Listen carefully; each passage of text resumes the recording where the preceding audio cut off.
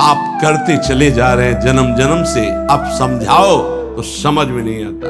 उनको चमत्कार दिखाओ कि आज बोले नाम तो जीवन में कभी दुख ना मिले बस। और जो कमा के रखा है उसको कौन भोगेगा? अवश्यमेव भोक्तव्यम कृतम कर्म शुभाशुभम। तुम्हारे जपने न जपने से प्रभु में कोई फर्क नहीं पड़ता, तुम में फर्क पड़ जाएगा। अगर भगवत विमुख हुए तो ये भी जन्म नष्ट हो जाएगा। तुम्हारा अहंकार काम नहीं करेगा।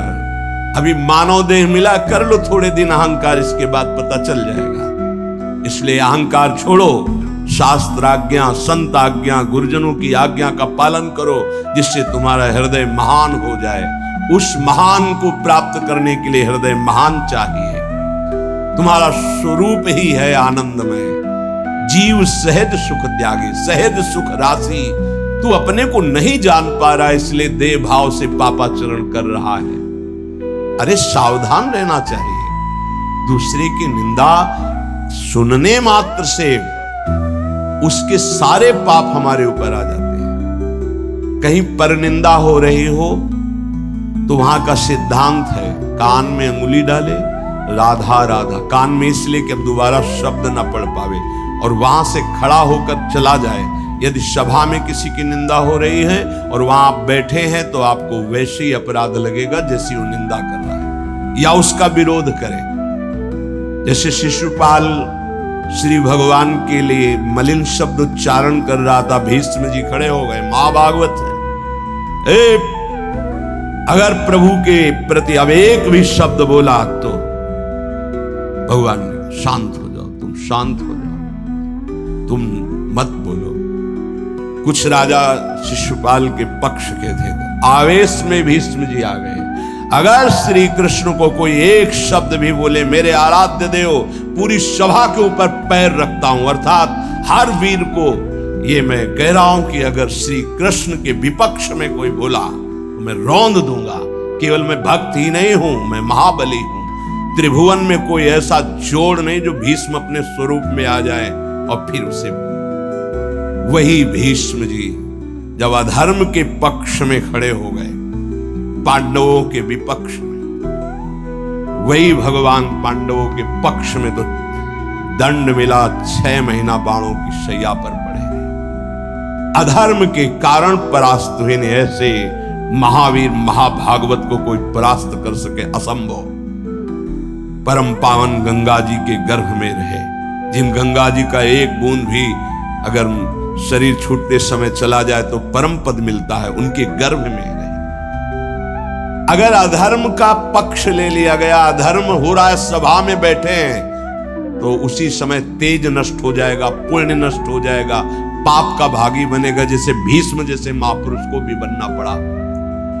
सभा में उधर ही बैठे और वही ही महाभागवतों की निंदा और अपमान हो रहा है, खड़े होकर चले जाना चाहिए। जैसे विदुर जी खड़े हुए और छोड़ दिया, आज के बाद तेरा अन्न नहीं पाएंगे, दुर्योधन इस सभा में नहीं आएंगे।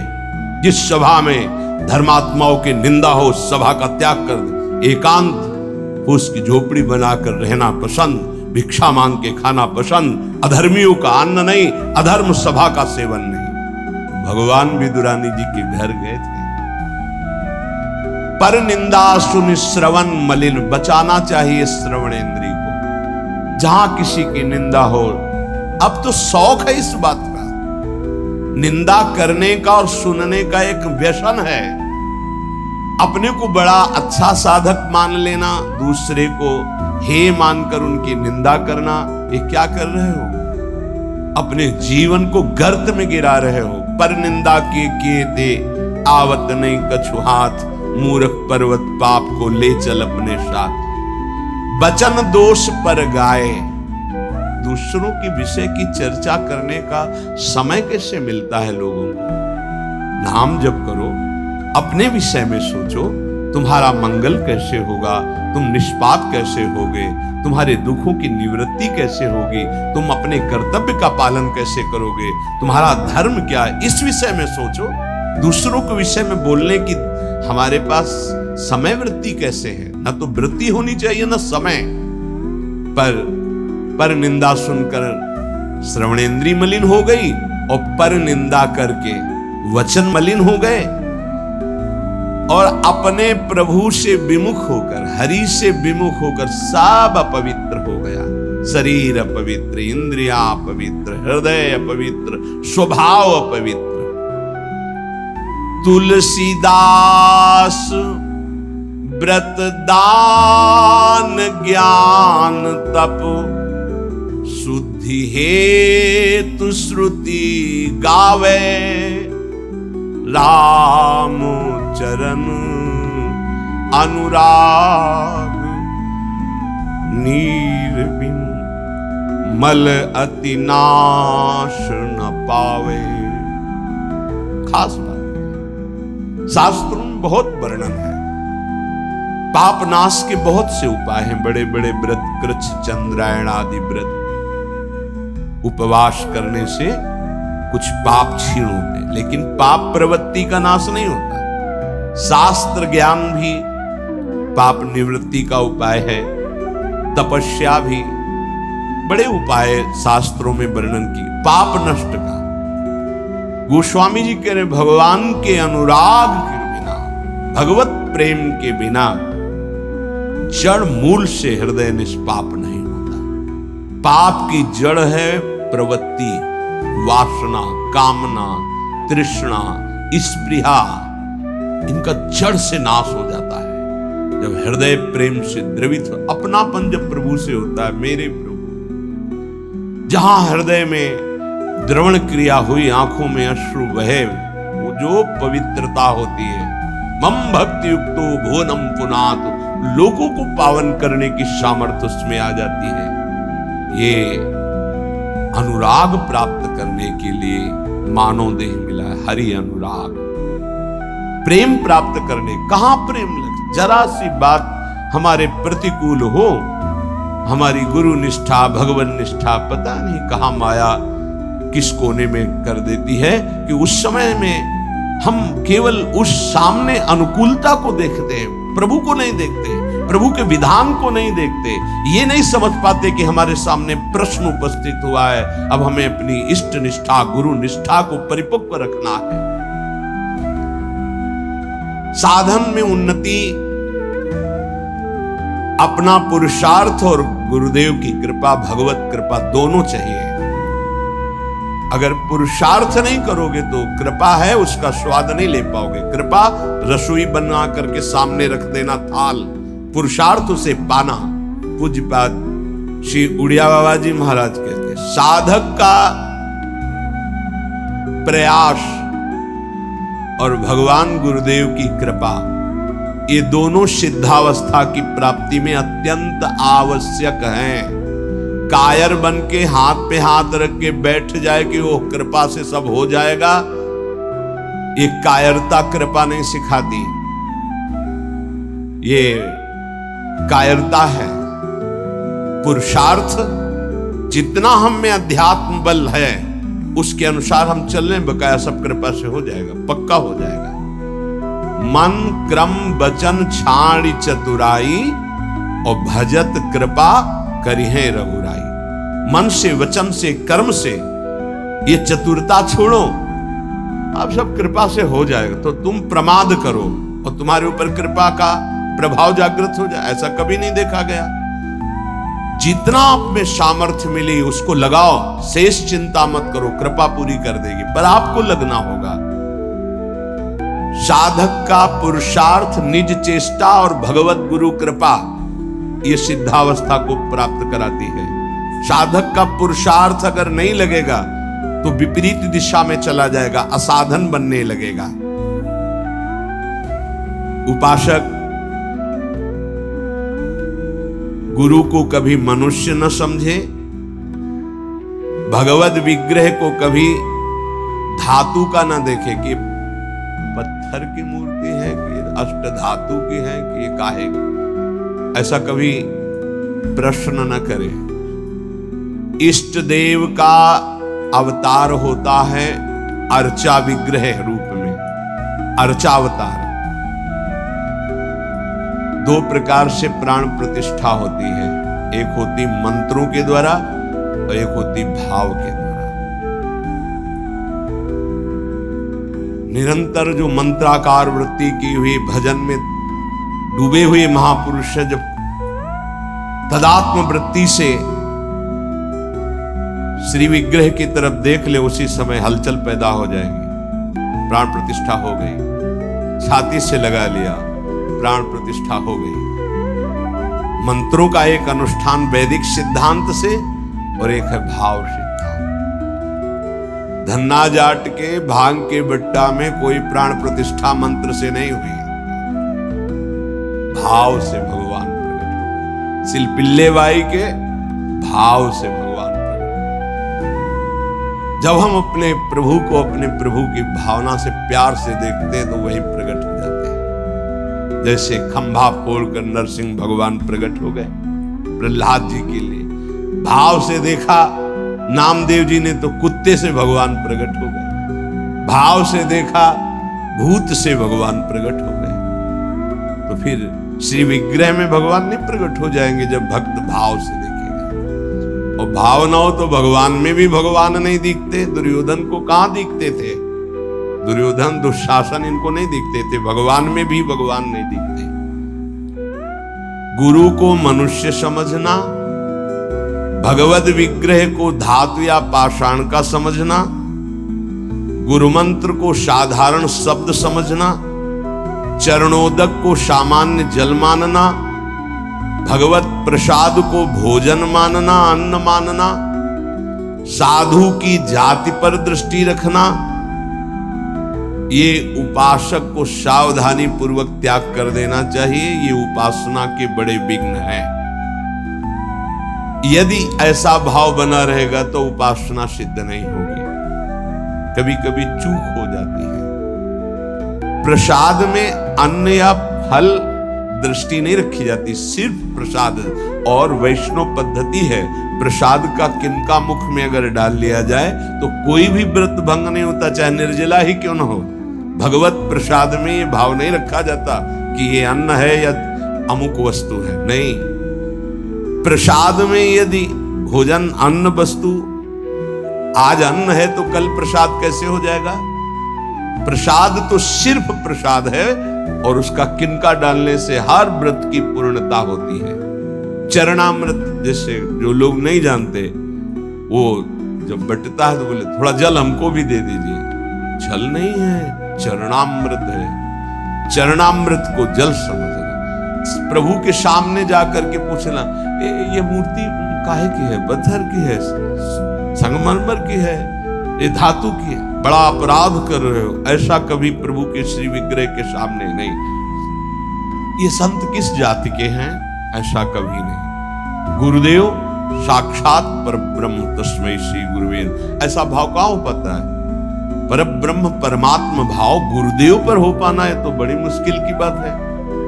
यहां साधु भाव ही हो जाए बहुत बड़ी बात है कि ये संत है। पूर्ण मनुष्य बुद्धि बनी रहती है। इसीलिए हमको अपने गुरुदेव में आराध्य देव नहीं दिखाते, नहीं तो गुरुदेव अपने स्वरूप को ही तो दिखाने के लिए विराजमान है। इसमें शिष्य के नेत्र की बात है। गुरुदेव तो कृपाल हुई है। जब हरिव्यास देवाचार्य जी अपने गुरुदेव के पास आए तो जब शिष्यत्व की बात की तो उन्होंने कहा, तुम्हें कुछ दिखाई दे रहा है? बोले नहीं, जाओ 12 वर्ष गिरिराज जी की तरफ। फिर आए, राधे राधे। अब कुछ दिखाई दे रहा है? बोले नहीं, फिर जाओ 12 वर्ष। 24 वर्ष राधा राधा रटते हुए गिरिराज जी की परिक्रमा लगाई। जब आए बोले अब दिखाई दे रहे? बोले हाँ, आपकी गोद में प्रिया प्रीतम विराजमान है। ये अब दृष्टि आई। गुरु को मनुष्य मानना, प्राय मनुष्य ही मानते हैं। हमें लगता है कि 1000 में कोई 1-2 ऐसे होंगे जो ये भाव हो कि गुरुदेव हमारे ब्रह्म हैं। छवि या मूर्ति विराजमान करके तो पूजा सब करेंगे, लेकिन मनुष्य बुद्धि या बहुत संत बुद्धि, उसमें भी प्रश्नवाचक चिन्ह। साक्षात पर ब्रह्म कहने को तो सामने जाके बोलेंगे गुरुर् ब्रह्मा गुरुर्विष्णु गुरुर्देव महेश्वरः गुरु साक्षात पर ब्रह्म तस्मै श्री गुरुवे नमः। विचार करो, इसमें से एक भी माना है तुमने? गुरु को ब्रह्मा माना है या हरि माना है या शिव माना है या साक्षात परब्रह्म माना है, बड़ा मुश्किल है। केवल कह देना अलग, बोले होना भी तो चाहिए साक्षात परब्रह्म। केवल बातों से कोई परब्रह्म थोड़ी हो जाता है। तो पाषाण में परब्रह्म था क्या? वो तो अव्यक्त था, तुम्हारे भाव से व्यक्त हुआ ना। तुमने परब्रह्म की भावना की तो मुस्कुराता हुआ ब्रह्म प्रकट हो गया। तो गुरुदेव तो चैतन्य ब्रह्म है। आपकी भावना यदि हो जाए, कुत्ते से विट्ठल भगवान प्रकट किए तो भावना ही तो की प्रभु प्रभु सूखी मत खाओ, थोड़ा घी रोटी मिला, नाथ आपके लिए ही तो है। तो ऐसे साक्षात विट्ठल गुरुदेव में प्रभु आपका सर्वस्व, प्राण मन तन सब, मैं आपकी ही तो उपासना कर रहा हूं, मुझे और कोई भगवान नहीं चाहिए। बस आपका साक्षात्कार हो, आप प्रसन्न हो जाए, आपकी अधीनता। ऐसा कहां? ऐसा होगा तो भाव बदल जाएगा। गुरुदेव के प्रति परब्रह्म भाव हो जाए तो साधक को कुछ करना नहीं पड़ेगा, अपने आप उसके अंदर समस्त दैवी संपदा प्रकाशित हो जाएगी। परब्रह्म भाव होना बहुत कठिन है। गुरुदेव के प्रति परब्रह्म भाव हो गया तो उस भाव की सिद्धि होगी, चराचर जगत में परब्रह्म भाव हो जाएगा। क्योंकि गुरुदेव अखंड मंडलाकारम व्याप्तमेन चराचरम, तो चराचर में परब्रह्म भाव होते ही वो जीवन मुक्त हो जाएगा। बहुत कठिन बात है, इसलिए उपासक इस भाव को सिद्ध करे। गुरुदेव साक्षात परब्रह्म, भगवद विग्रह, साक्षात मेरे इष्ट देव, चरणोदक, अहो भाग्य जो हमें चरणामृत पीने को मिल रहा है, कोई जल नहीं। और गुरुदेव का मंत्र, ये कोई शब्द नहीं है, साक्षात इष्ट देव मिल गए, मुझे मंत्र मिल गया तो। पर ऐसी बुद्धि कहाँ है? पड़ा है एक कोने में हृदय में मंत्र, उसका बार बार स्मरण नहीं, बार बार दुलार प्यार नहीं मंत्र का। आप देखो मंत्र को कितना प्यार करते हैं आप। मंत्र का प्यार है बार बार स्मरण करना, दुलार करना। तो उसी का जागरण होगा तो वही प्रिया प्रीतम निकुंज सब उसी में छुपा है। ये जो मंत्र है ना, इसमें सब कुछ छुपा है। मंत्र की ही व्याख्या चतुरासी जी है, निज मंत्र की व्याख्या चतुरासी जी है। चतुरासी जी की व्याख्या 42 लीलाओं वृंदावन दास चाचा जितने भी पद गाए सब चतुरासी जी की व्याख्या है। और 84 जी निज मंत्र की व्याख्या है। ये अंदर की बात समझ। मंत्र मिला मतलब पूरे निकुंज की चाबी मिल गई। बीज मंत्र इसी को कहे, इसी से पूरा निकुंज रूपी वृक्ष प्रकाशित हो जाएगा। इष्ट देव में, गुरुदेव में जितना तुम्हारे भाव की कमी रहेगी उतना ही उपासना असफल रहेगी। जब अपने इष्ट देव के पास कोई जाता, जैसे यहां से कोई बोले कि बरसाने जाए, हे सुनो श्री जी को हमारी भी दंडवत कर। अहो भाग्य आपके कि आप श्री जी के दर्शन करने जा रहे, हमारी दंडवत कर, हमारी स्मृति, हमारी भी अर्जी लगा देना। कोई आपका है, ईर्ष्या तो नहीं होगी ना, द्वेष तो नहीं होगा, उसके प्रति जलन का भाव तो नहीं होगा कि तो श्री जी के दर्शन के लिए जा रहा है। ऐसी यदि हमें गुरुदेव से प्रेम है और हमें दिखाई दे रहा कि गुरुदेव इनको ज्यादा प्यार कर रहे हैं, तो हमारा उससे ज्यादा प्यार हो जाएगा। आपको भाग्य कभी हमारी भी स्मृति दिला दे, गुरुदेव को ये प्रदान कर। गुरुदेव उसके अंदर द्वेष तो नहीं आएगा, जलन तो नहीं आएगी। जब मनुष्य बुद्धि होगी तब जलन होने लगेगी, तब ईर्ष्या जागृत हो जाएगी। नापना चाहिए अपने हृदय में कि गुरुदेव के प्रति मनुष्य बुद्धि का लक्षण है, साधु बुद्धि का लक्षण है, या साक्षात परब्रह्म का लक्षण है। इतनी गोपी जन थी, क्या किसी को किसी के प्रति ईर्ष्या थी क्या? एक साथ बैठकर सब कात्यायनी की उपासना, एक साथ यमुना स्नान, एक साथ अनुष्ठान श्री कृष्ण को प्रीतम रूप में प्राप्त करने का। ऐसे सहस्त्रों उपासक, सही पूछो तो इतना भी अंतर नहीं, सबके प्रति प्रभु का समान प्यार है, गुरुदेव का, प्रभु का। पर जो जितना प्रभु मानेगा, जितना अपनापन करेगा, वो दूर रहकर भी अनुभव करेगा कि गुरुदेव का, इष्ट देव का हमारे प्रति सबसे अधिक प्यार है। यह सबको अनुभव होगा यदि आप पवित्र हृदय से, भगवत भाव से, तो आपको यह अनुभव होगा कि देखो, देखें या ना देखें, बोले या ना बोले, मिले या ना मिले, मेरा हृदय कहता है कि गुरुदेव, इष्ट देव सबसे ज्यादा मुझे प्यार करते हैं। ये भगवत भाव में रहता है। इष्ट देव और गुरुदेव की परिपूर्णता के भाव में जितनी कमी रहेगी, उपासना उतनी कच्ची रहेगी। इष्ट देव गुरुदेव की परिपूर्णता में, इष्ट देव में कभी एक देशीयता का भाव नहीं रहना चाहिए। मेरे इष्ट देव सर्वत्र विराजमान है, तभी सच्चिदानंद भाव पूर्ण होगा। मन उपासना किए बिना नहीं रह सकता, इसका स्वभाव है उपासना करना। यदि प्रभु की उपासना नहीं की तो भोगों की उपासना ये करेगा ही करेगा, तुम इसे रोक नहीं सकते हो। अगर ये भोगों की उपासना करेगा तो दुख, चिंता, भय, शोक, मृत्यु, इससे तुम बच नहीं सकते हो। और मन का स्वभाव उपासना करना, ये बिना उपासना किए नहीं रह सकता। यदि प्रभु की उपासना नहीं की तो विषय की उपासना करेगा, इसलिए बचाओ इसको विषय उपासना से और प्रभु की तरफ लगा दो। तो बोले, जानते हुए कि ये विषय उपासना पाप कराएगी, फिर भी हम इसे क्यों नहीं रोक पाते? तो श्री भगवान कह रहे हैं कि तुम्हारा ज्ञान 3 तरह से ढक गया। पहला, अग्नि में जैसे धुआं पर अग्नि है, अर्थात ज्ञान है, पर धुआं हट जाए तो सही ज्ञान दिखाई दे, ऐसे पहली स्थिति उपासक की विषय उपासना की तरफ, काम वासना की तरफ जब होती है, उस समय एकदम वो ज्ञान जागृत करने के लिए सत्संग आदि का सहयोग तो बच जाएगा। नहीं, दूसरी आती दर्पण में मल की तरह, अब उसमें बड़ा प्रयास करने पर। तीसरी आती है जेर में ढका हुआ गर्भ, अब उसमें समझ में ही नहीं आता कि क्या ठीक है क्या नहीं ठीक है, जो वासना ही वैसी क्रिया हो गई। आवृतम ज्ञान में तेनो ज्ञानिनो नित्य वैरिणा काम रूपेण कौन्तेय दुष्पूरेणानलेन च।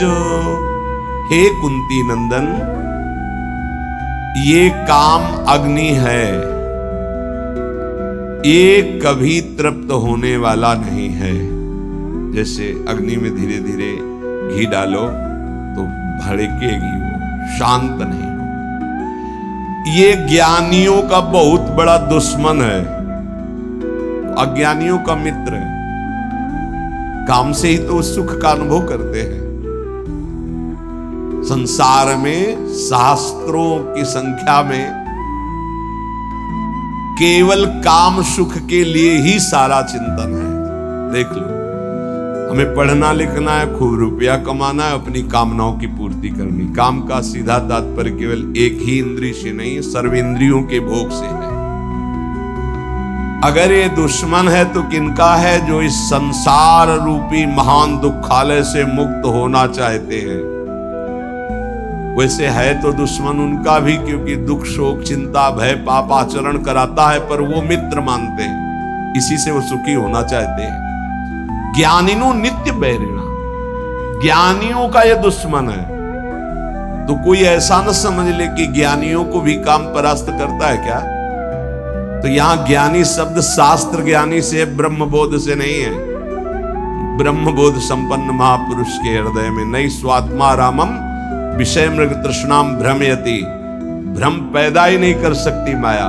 जहां आता है जो ज्ञानिन कर चिता परई बरियाई विमोह बस करई, वो शास्त्र ज्ञानी, ब्रह्मबोध संपन्न महापुरुष नहीं, वहां गुंजाइश ही नहीं है। जैसे भगवत प्रेमी महात्मा नहीं, अभी वैदिक भक्ति, गौड़ी भक्ति तक हो सकता है, लेकिन अनुराग, जहां अनुरागात्मिका भक्ति जागृत हुई, प्रेम लक्षणा भक्ति, वहां प्रवेश नहीं किसी विकार का।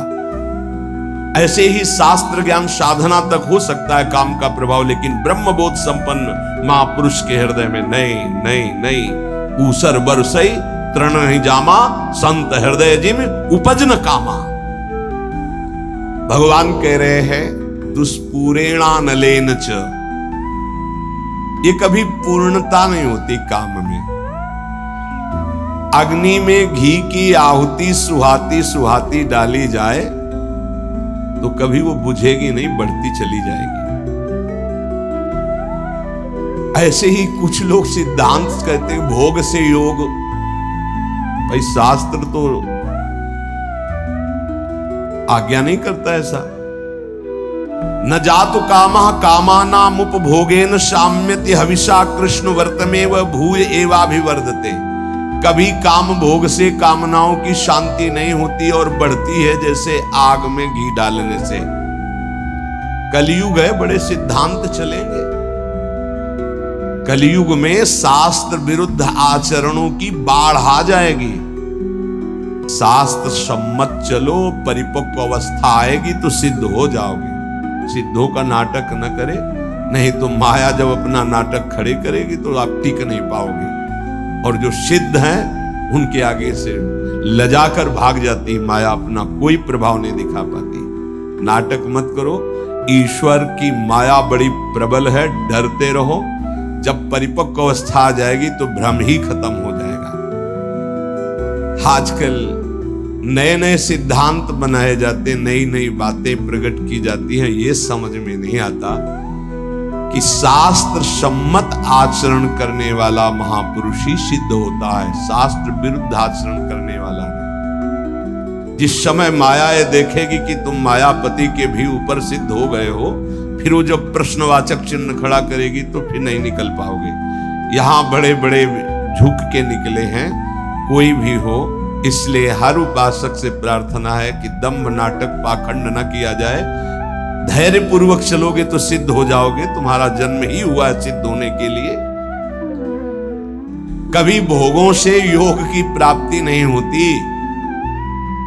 जगत गुरु भगवान श्री कृष्ण से बढ़कर कोई ज्ञानी नहीं है। त्यागात शांतिरनंतरम भगवान के शब्द हैं, और ये भी भगवान के शब्द हैं।